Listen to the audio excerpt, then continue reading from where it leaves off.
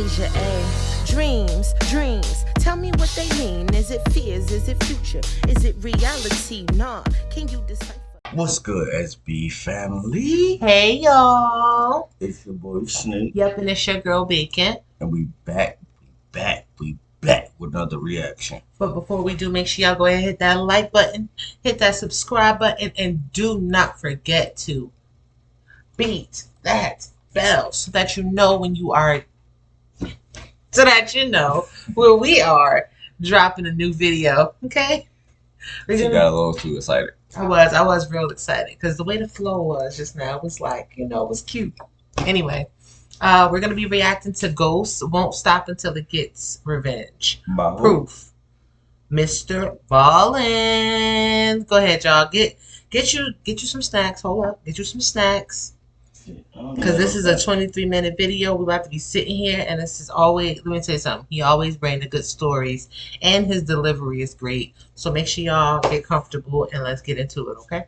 I don't got no snacks. We don't have a snack. I'm telling them to get a snack, and then we don't have a snack.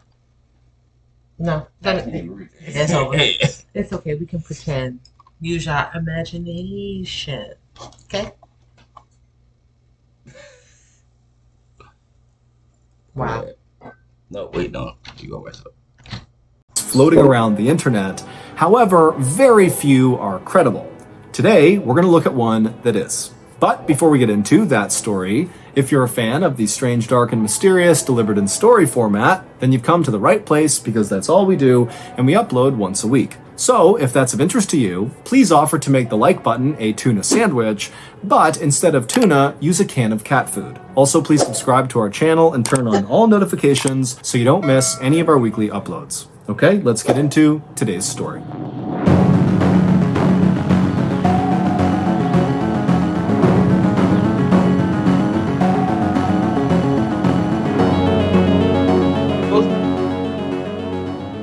In the early evening of January 23rd, 1897, a blacksmith named Erasmus Shue stoked his fire inside of his little shop in rural West Virginia and then called out to his 11-year-old helper who was in the back cleaning up. Erasmus had been planning to head home early that night. However, a last-minute order for horseshoes had just come in, and so Erasmus knew that was not going to happen. He was going to have to work late. And so he was calling for his helper to send the helper to his home, Erasmus's home, to check on Erasmus's wife, Zona. He wanted to make sure that, one, Zona knew he would be late, and two, if Zona needed anything, the helper could go out and get it for her or help her around the house or whatever she needed.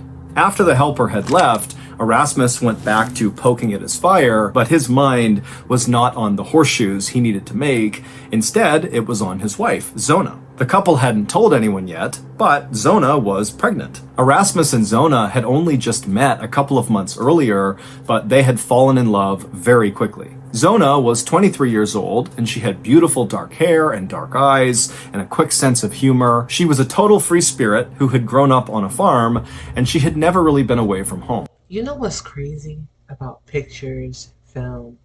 Because sometimes you really can't read a person. Yeah, because when I look at her pictures, I wouldn't tell that she was that type of person. She looked very serious, very focused, and just yeah, definitely.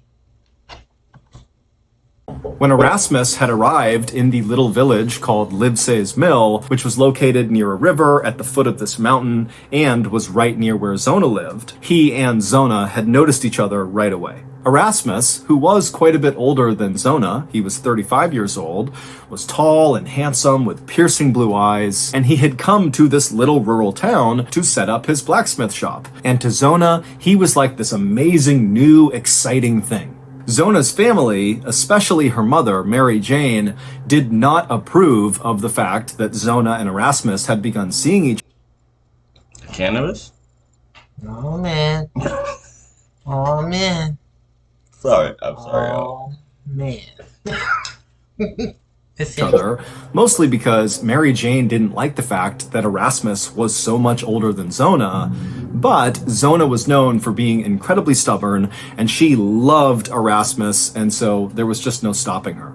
So, in November, just a couple of months after meeting each other, Zona and Erasmus got married and they moved into a little house together, and very quickly, Zona got pregnant. And both she and Erasmus were so excited about this that they wanted to go around and tell people, but early on, it was clear Zona had some complications with this pregnancy. She was sick all the time, and she just seemed really unwell, and the doctor who was seeing her knew that it likely had to do with her pregnancy. And so the couple decided that they should just wait and let the pregnancy develop a bit before announcing the news. So, on this late January day, Erasmus began hustling to finish these horseshoes because he really wanted to get home and be there for Zona and make sure she really was okay. And so as Erasmus thought about Zona, the steel he was heating inside of this fire was glowing bright orange and was ready to be forged into shape. And so Erasmus got his hammer and he got to work. Meanwhile, Erasmus's 11-year-old helper had arrived at Erasmus and Zona's house, and the helper walked through the gate up to the front door of this little 2-story home, and he knocked on the front door. But Zona did not come to the door, which the helper thought was odd, because Zona was someone who was always bustling around the home and was very quick to open the door and chat with neighbors. And now, standing in front of this door, the helper couldn't even hear a sound inside of the house. It was like no one was home. And so the helper knocked again, and after some more silence, he just reached down and tried the doorknob and found it was unlocked, and so he swung the door in. And right away, the helper noticed... So... Wait, no, before you do that, no, Miss Ballen. Do you know last time we did a video with yours, I stare at everybody with blue hair? Oh, that video? don't tell me that again. I really want to go to people and just start poking. You got blue hair. Are you real? Are you real? No. But I'm asking you, like, would you, so you go to somebody's house, you go visit, you knock, they don't answer. Do you try the door, and if it's open, you go in? Yeah. Can I do that regardless? If I knock, I'm just going to open the door. I'm not talking about with your family, like. Family, friends. If I know I could just come there and you know who I am, knock. Alright. And if I try the door, if it's open, yeah. Now, if I'm just coming here just to see you, or see somebody, it's a neighbor or something. Yeah, I ain't going to just try the door, but if, like he said, he sent him there. Yeah. Nothing wrong. He ain't answered the door. Huh. I guess I'll just be left outside for that long, because I would not have walked in. Everybody in the house did, because she ain't ever won. Listen, it depends. Family, like our close people, that's different. So your boss tell you right now, hey yo, go to my house and check on such and such. Are they there? Like, they're gonna answer, right? Yeah, they're there. They'll answer. So if they don't answer, what you gonna do? Call him. Hey, listen, they answer. I'm not gonna try no door and walk in, because whatever problem is on the inside, I want no parts. What do you mean? I'm calling somebody. That. Somebody's getting called. I'm not just walking in. No. That the house was totally dark. None of the lamps were lit, even though the sun was setting fast. And so the helper stepped inside of the house and continued to call out for Mrs. Shu, but there was no answer. And at some... Wait, I ain't said we're gonna step in. I'm just opening the door. No, you said, yeah, if I know I've got to go in, I'm just go in. Nah. At one point, as the helper turned a corner and looked towards the base of the stairs that led up to the second level, he froze. Because lying on the ground was Zona. She was lying perpendicular to how the stairs run, on her back with one arm over her chest, like she was sleeping at the foot of the stairs. And so at this point, the helper is scared. He doesn't know what's going on here. Obviously something is wrong. And so very slowly, the helper began moving closer and closer to Zona. And when he was practically right on top of her, he yelled out her name one more time. And when she didn't call back and her chest wasn't moving and she was just totally still, he knew, obviously, something was terribly wrong. And so the helper at this point turned around and sprinted out of the house and ran back to his own house. And when he got there, he ran inside and he told his mother that he thought Mrs. Shu, Zona, was dead. And so the mother told the helper, run back to the blacksmith shop and tell Erasmus to go home right now. I'll get the doctor. Is she texting someone behind your back? A single Spokio search can help you. Nobody cares. It would take the local doctor, the same one who had been treating Zona for her pregnancy complications, almost an hour to finally get to Zona's house. And when the doctor arrived, he found the 11-year-old helper and his mother. You had that many patients? You was a doctor, not no surgeon. Wait. Doctor and surgeon, two different things. No. So you telling me you A go surgeon does surgeries, but some doctors do surgeries too, babe. They all doctors at the end of the day. No, it ain't the same thing. I know I'm right. It ain't the same thing. Okay. Mother and other neighbors kind of clustered around in the first floor of the home. And then when he went up to the second floor into the master bedroom, he found Erasmus, who by this point had returned, and he was sitting on his bed, and he had laid out his wife, Zona, so that she was on her back and her head was in his arms, and he was stroking her hair and rocking back and forth and crying. The doctor, of course, knew Zona and Erasmus very well because of how often he had been treating Zona for her pregnancy issues over these last few weeks, and so he felt a pit of sadness looking at this scene, but he knew he had to do his job, and so he gently walked over and he put his hand on Erasmus's shoulder, and he just said, I need to examine Zona's body. And Erasmus, at this point, he didn't even look up. He just continued to sob and rock back and forth while stroking her hair. Finally, the doctor kind of was a bit more forceful in asking Erasmus to step aside, at which point Erasmus did. He got out of the way and positioned Zona flat on the bed, and he made sure her hair was perfectly combed all around her neck. And then Erasmus knelt down right next to the bed and continued stroking his wife's hair and crying, while the doctor at this point kind of moved to the foot of the bed and began looking at Zona and beginning his examination. And the doctor would quickly confirm that yes, Zona was dead. And after looking at her pelvis and kind of moving her around, the doctor came to the conclusion that very likely Zona had passed away from I wasn't ready. I thought maybe she was As a just doctor, passed out. as a doctor, you had to examine. He just took her. The young boy, he just screamed to her face. The man took her all the way upstairs to the bedroom. And then you come in, oh no, she really is dead. I just wasn't expecting. I thought she was like maybe knocked out or needing to go to a hospital. Yeah, but He's sitting there stroking her hair. She ain't moving. okay, if somebody's passed out, I could stroke your hair while you sleep and you're not gonna move. You get what I'm saying? So that didn't mean she was dead. Her chest ain't moving. When the little boy looked, her chest Oh wasn't yeah, she was dead. from pregnancy complications. Zona's funeral would be held the next day at the local cemetery at the top of this hilltop, and by this point, the word had gotten out that Zona had been pregnant when she died. And so during this funeral, everybody was staring at Erasmus, who was overcome with grief and crying so hard that he could barely catch his breath. And then right before they lowered Zona's casket into the ground, Erasmus made a point of putting his wife's favorite scarf into the coffin with her. He said his final goodbyes, he shut the casket, and then it was lowered into the ground. But while the mourners were obviously very moved by just how unbelievably grief-stricken Erasmus was, I mean, his whole family was wiped out in one blow, what really stood out to the people that attended that funeral was not Erasmus's reaction to his wife's death, but rather Zona's mother's reaction to Erasmus. During this funeral, Mary Jane, Zona's mother, didn't seem sad or grief-stricken or in any way reacting to the fact that her daughter had died. Instead, as the funeral went on, Mary Jane shamelessly glared at Erasmus with a look of pure hate and disgust on her face. And then, after the funeral was over, all the mourners wanted to go up to Mary Jane and Erasmus. He wasn't even there. It's a can of cat food. Whatever happened.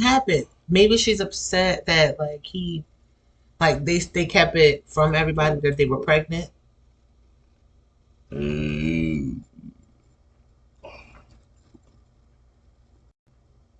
Good. But yeah, like, did they? I wonder if she's mad because they kept it from everybody.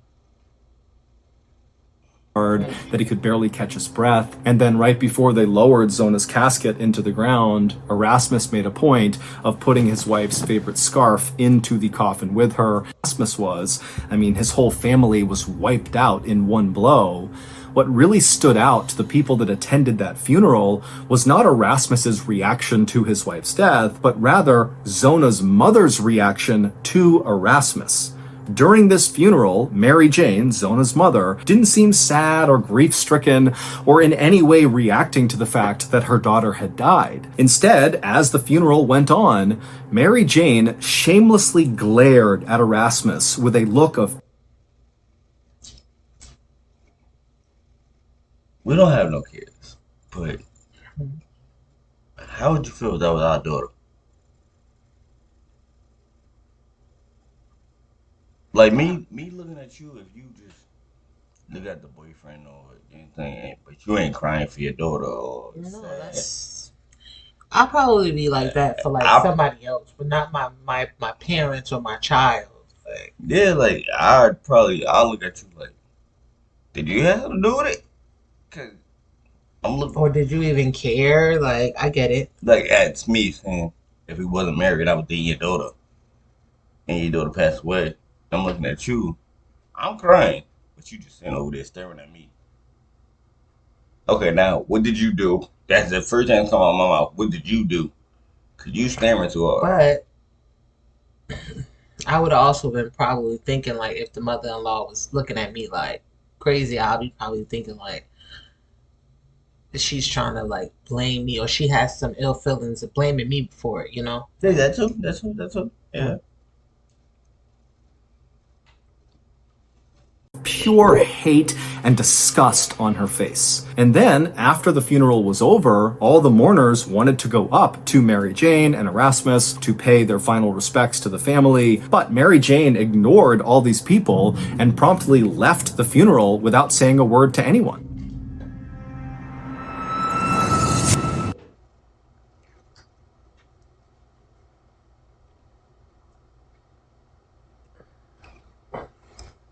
She was there by herself, but we don't know if maybe somebody else was there with her and left already.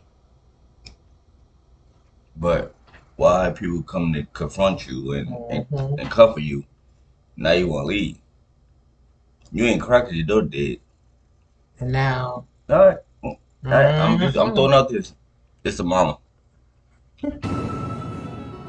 Lately, me and old Seagull Lung have been eating pretty healthy, and so we decided last Friday to finally have a cheat meal. And so for hours we deliberated over which delicious food we were going to enjoy, and we settled on a piping hot plate of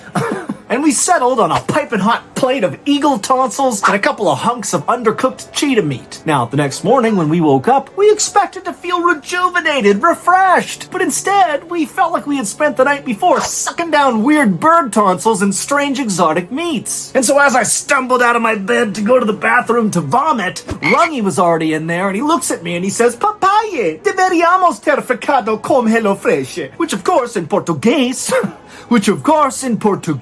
means, "Papa, we should have just stuck with HelloFresh." And of course, the Lung was right. Because HelloFresh offers actually good tasting food, and they deliver everything you need to make it right to your doorstep. HelloFresh cares about quality. Because we get hungry.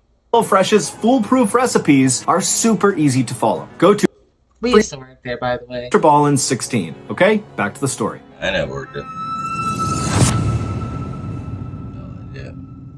And in the days that followed Zona's funeral, Mary Jane's behavior only continued to get more and more bizarre. When neighbors would drop by Mary Jane's house to drop off food or just check in on her, Mary Jane refused to come to the door. Mary Jane basically began staying up all night. People would see there were candles lit in her bedroom at all hours, and they'd see her pacing around her room and then periodically kneeling on the ground and kind of staring off into the distance. And then on the rare occasion that Mary Jane actually left her house, she would look totally disheveled and distracted, and as she walked around town, she'd be mumbling under her breath path and constantly looking over her shoulder like she was scared someone was following her. And when concerned neighbors came up to Mary when she was out of her house, she refused to make eye contact with them, didn't want to talk to them, and as fast as she could would get away from them. Whatever was going on with Mary Jane, her husband was not willing to talk about it to other people in town. However, they did notice that he had begun sleeping in the barn, so he was not even staying in the house with his wife. So wait. And then, on the morning of February 21st, so about a month. Wait. So the mama acting weird. Daddy Daddy doesn't want to be in the house with her. Yeah, and been inside of the barn or have something inside of the barn. No, he's sleeping inside the barn, so he could be near her. Well, yeah, but like, all right.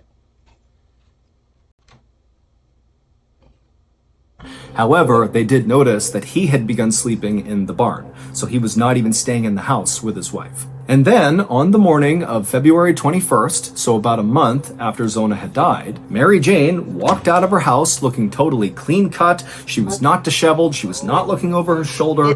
They're saying that the husband to the lady that passed away. No, they're talking about Mary Jane's husband don't want to stay in the house with her no more. That Mary Jane's a mama. Oh, I thought they said no. That's why he said Mary Jane I can wear it, and now the husband doesn't want to stay in the house where he's sleeping in the bar. In the barn, so he was not even staying in the house with Mary Jane. Her husband was not willing to talk about it to other people in town. However, they did notice that he had begun sleeping in the barn, so he was not even staying in the house with his wife. And then, on the morning of February 21st, so about a month after Zona had died, Mary Jane walked out of her house looking totally clean cut. She was not disheveled. She was not looking over her shoulder. She wasn't muttering to herself. She was standing tall, moving with a purpose, looking totally coherent. And as she moved, the only emotion people could see on her face was anger. And so Mary Jane, angrily, walking with a purpose, walked her way to the local prosecutor's office, and instead of knocking and waiting to be let inside, she just opened the door and barged right inside. The prosecutor knew Mary Jane and knew how strange she had been acting over these last few weeks, and so when she came inside, he was alarmed at her sudden presence, but he was also pretty curious as to what was going on. And so when she came in and demanded to speak to him, he was happy to go into his office and take a meeting kind of simply out of curiosity. But once the two of them sat down in his office, Mary Jane proceeded to tell this prosecutor this totally outlandish story about her dead daughter, Zona, that at first made the prosecutor think, okay, clearly Mary Jane has lost her mind. That's what's been going on over the past few weeks. All this grief of losing her daughter has caused her to kind of snap. But by the end of these 2 hours that Mary Jane seemed to just be kind of rambling about this story about her daughter, the prosecutor started to realize that what she was saying kind of made a lot of sense, and his suspicions began to rise and rise. When you die, you go to another life. Maybe heaven.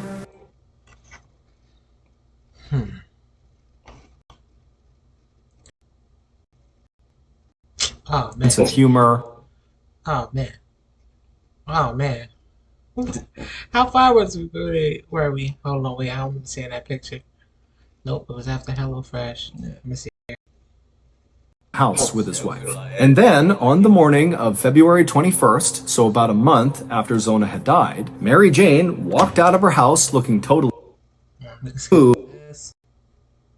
office, and these last few weeks, and so to go into his office and take a meeting kind of simply out her dead daughter, Zona, that at first made the prosecutor think, okay, clearly Mary Jane has lost her mind. That's what's been going on over the past few weeks. All this grief of losing her daughter has caused her to kind of snap.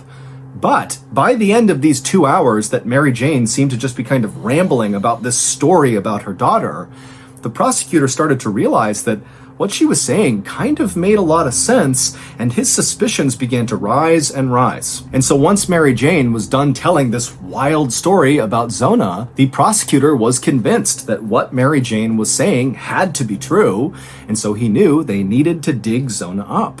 And so after Mary Jane had left, the prosecutor ran to the local doctor's house, the same doctor who had been treating Zona. Wait. You think it's something about the baby? the baby or the reason why she was killed? Like, what did she? And I'm mad that he don't know exactly what she said to him, but like, Yeah. what made them go dig up? Yeah. Weird. Wait,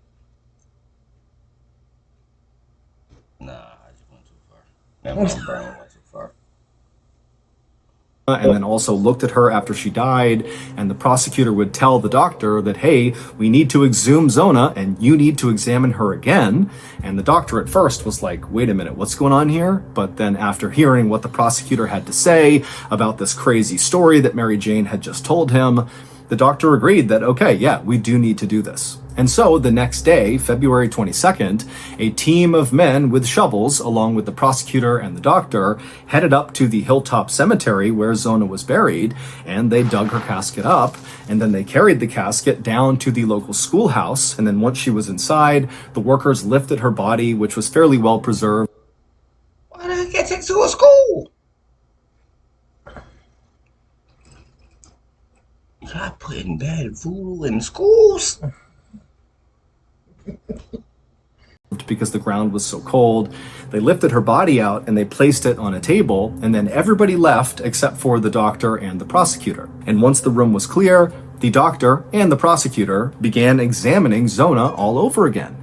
And within about 30 seconds of this re-examination of Zona's body, basically at the exact same time, the doctor and the prosecutor, who were on either sides of the body, saw the thing that Mary Jane had alluded to in her wild story about her daughter. And so the doctor and the prosecutor, they're seeing this thing, they look up at each other and they can't believe it. Mary Jane's story had to be true. The following is Mary Jane's wild story. On the day of Zona's funeral, even though Mary Jane was overcome with grief over losing her daughter, the feeling that she really was harboring was hatred towards Erasmus. She hated Erasmus. She had always hated him. But now it was like her daughter is dead and she's forced to watch this guy sob and cry over her daughter's casket, when in her mind, she's like, this funeral is about her. It's not about you. And so the whole funeral, she's just staring at Erasmus, channeling all of her energy towards hating him. But then, as she's doing this, a new emotion began to creep up on her that she couldn't quite describe. Basically, it felt like something was terribly wrong. And intuitively, Mary Jane felt like the only person who could explain what this thing was that was wrong kind of in her life somewhere was her daughter, Zona, who was obviously dead. And so this feeling that something is terribly wrong, it completely consumed Mary Jane's mind. And so by the end of the funeral, she wasn't mad at Erasmus. She was just thinking, how do I get in touch with my daughter? I need to get answers from my daughter. And so when the funeral ended, Mary Jane just left the funeral as fast as she could. She went home, she went into her bedroom, and she knelt down and she began to pray. Not for peace or strength in this difficult time, but instead, she prayed for her daughter's ghost to appear to her and tell her what was wrong. And for the next... Okay, I was wondering if it was like that. Did it again. See, now. But Did it again. First was the bouquet, girl. I was wondering that, like, if she's deceased, how was she gonna, speak to her and get that from her? Of course, I do believe in, Yeah, and I get that point. Yeah. But see, you did it again. Now, if somebody lose a child, hey, are you talking to your child? Hey, don't you? You gonna have me messed up. And just know, I'm part of the family. Next month, that is all Mary Jane did. She was obsessed with this idea that she needed to basically conjure her daughter's ghost to tell her what this thing was that was wrong. And so that was why she was acting totally crazy. All she did was pray and then look for signs that her daughter's ghost had come or was on her way. And so she'd be up all night, kind of looking around, hoping her daughter would suddenly appear. And then when she would go outside, the reason she was muttering is because she was still praying under her breath, and she was always looking over her shoulders because she thought her daughter would appear appear any moment. And then finally, one night in the middle of February, so this is a month into Mary Jane's attempts to conjure her daughter's ghost. She was in her room, she was praying like she normally did with all of her candles lit, and all of a sudden, as she's kneeling down praying, this bright light appears in the middle of her room. And as this light suddenly appeared, the room began to get really cold. And Mary Jane is staring at this light thinking, this is my daughter. But then just as quickly as the light and the cold that came with it had appeared, it disappeared. What's up, guys? My name is Mike, and I'm here to get stoned. Me too.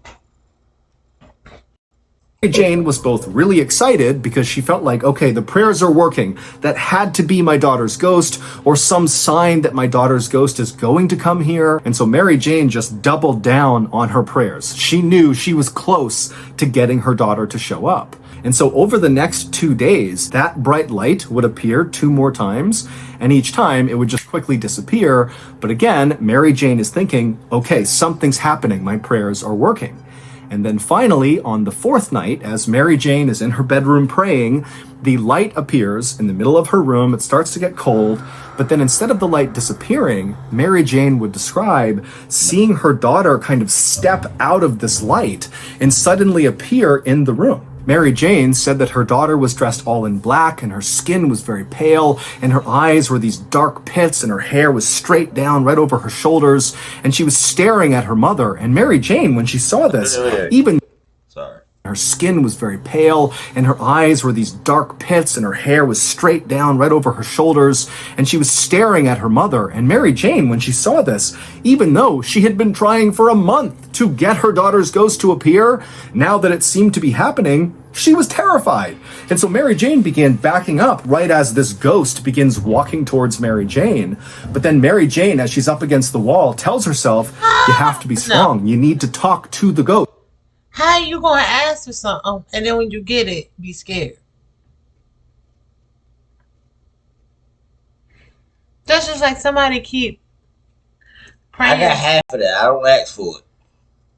Yeah, you don't ask for it, but still, how can somebody ask for it and then be scared? That's just like me when I'm like when I talk to my parents, I'm telling them like, yo, come visit me, come visit me, come visit me. If they come visit me, I'm not gonna be scared. If they looked at the way you thought they were gonna look. And that's how she threw her door. So go back to her. If my parents don't look like how they look, then that's not my parents. Okay. She's been waiting for it. So that's why she's scared. Okay, I get it. Yeah, all right, that makes sense. You need to figure out what's wrong. And the only question that Mary Jane was able to come up with was, how did you die? And when she asked this question, Zona's ghost came to a stop.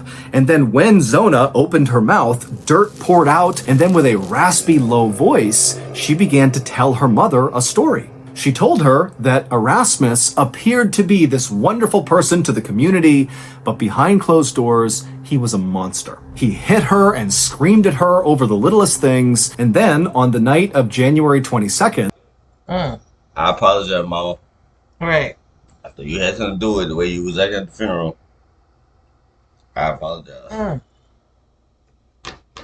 So one day before Zona would be discovered at the base of the stairs by Erasmus's helper, Zona's ghost would tell Mary Jane that Erasmus had become enraged at Zona over the food she had made that night for dinner. He had wanted meat and she had made something else, and so he was furious. And when Zona tried to tell Erasmus that she would make more food or there was other food for him to eat, to just please calm down, Erasmus stood up and he grabbed Zona by the neck and he lifted her off the ground. And right at this moment in this story that Zona's ghost is telling Mary Jane, the ghost would stop speaking, and this look of abject terror would come across the ghost's face, as if she was suddenly reliving this moment that happened with Erasmus. And as she's standing there with this horrible look on her face, the ghost began to levitate off the ground, and then it opened its mouth. And as it did, no sound came out, but instead, it was like all the air in the room was getting sucked into this ghost's open mouth. And then all of a sudden, there was this loud cracking sound as the ghost's head suddenly violently whipped around 180 degrees, but the ghost's body was still facing towards Mary Jane. And after this happened, Mary Jane is sitting there totally dumbstruck, and the ghost suddenly drops back down onto the ground, still with their chest facing Mary Jane, but their face pointing behind them. And then Zona's ghost turned around and began walking out of the room, and because she had turned her body around, that meant her head, which was facing the wrong way, was now oriented towards Mary Jane again, and Mary Jane would say the ghost was smiling, and then right before Zona's ghost left, she would say to her mother, "Now do you see what he did to me?" And then Zona just vanished, and the room became warm again, and Mary Jane, who was suddenly feeling so exhausted, just sat down on the bed and wept. Mary Jane had, the next morning, promptly gotten up and rushed to the prosecutor's office and told him the story of seeing her daughter's ghost and how the ghost had told her that Erasmus had throttled her and that was what killed her. Now, the prosecutor was really moved by Mary Jane's story, but it was when he rushed. That's why he went and got the body re-examined. I think that's how you say it. Yeah. Okay, re-examine, but She told him that, but he didn't tell us what she told him. yeah. Now he's telling us. Yeah. So he went and got the body rechecked. To the doctor to ask about re-examining Zona's body to see if she had marks on her neck from where she could have been throttled.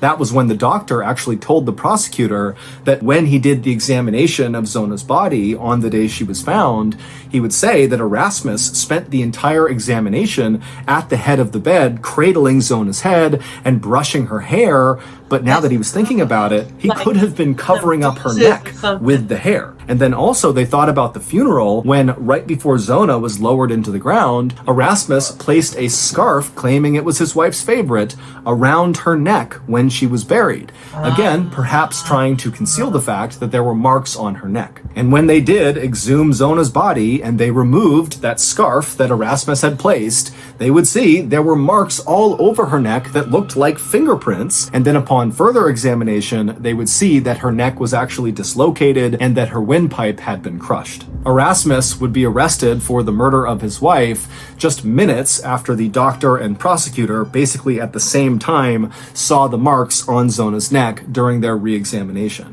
During Erasmus's trial, Mary Jane would take the stand and she would tell the story of her daughter's ghost coming to her and explaining that Erasmus had killed her. And the testimony was so compelling that the jury found Erasmus guilty, even though there was no motive. Basically, they convicted him on the strength of Mary Jane's ghost story. Erasmus would be sentenced to life in prison, but he would die just 3 years after being incarcerated from a mystery illness that passed through the prison. It would also turn out that Erasmus had been married 2 times before marrying Zona. One of his wives had divorced him for being abusive. The other wife died in a freak accident when she was helping Erasmus fix their chimney when all of a sudden a brick fell loose and hit her in the head. Today, there is a plaque right near the cemetery in West Virginia where Zona was buried that reads in part, "Only known case in which testimony from a ghost helped convict a murderer." Wow. So that's going to do it. If you enjoyed today's story, be sure to check out our podcast. Man. Well. Miss Ballen, but for you, I know you about to give him some. But now I ain't gonna look at nothing. But you know what? You know what's so crazy? Because nowadays this story wouldn't have flew with like the justice system. It wouldn't have flew. Yeah, nah, you crazy. You just no. You and if they would have that. but now if let's just say somebody did believe them, and they went and dug up the body, how are they gonna have proof that it was him that did that? That could have been anybody's fingerprints. Nowadays, we're able to the technology to probably find that out. That's crazy. That's crazy. Well, I hope y'all enjoyed this. We do enjoy these stories a lot, actually, and hope you enjoyed it too. If there's anything else you want us to react to, please let us know. And the nicest way, listen, link to the video down in the description. Hold on, you the description. I'm trying to get my brain back together, but don't forget to beat that bell. Deuces.